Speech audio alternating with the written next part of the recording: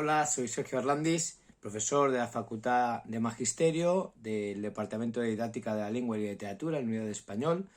y no estoy haciendo este vídeo solamente para apoyar la candidatura de Mavi Mestre a la posición de rectora de la Universidad de Valencia, sino también para hablar de lo que desde luego desde mi punto de vista es una excelente gestión global e integral durante todos estos años y que merece toda continuidad posible.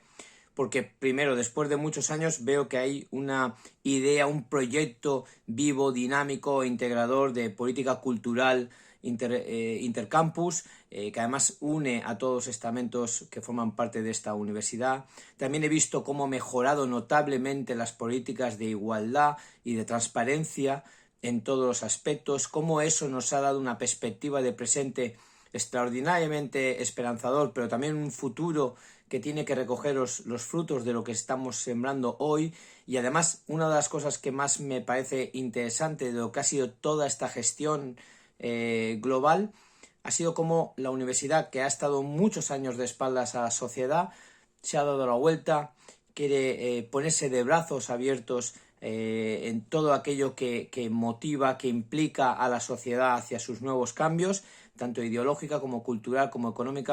económicamente, en todos los sentidos, en cuestión de investigación, en cuestión de movilización. La Universidad de Valencia se ha puesto al frente de lo que hoy en día la sociedad demanda, y al fin y al cabo esa es la labor más importante que puede tener una universidad. Por tanto, en lo que respecta, por ejemplo, a cultura, solamente puedo decir que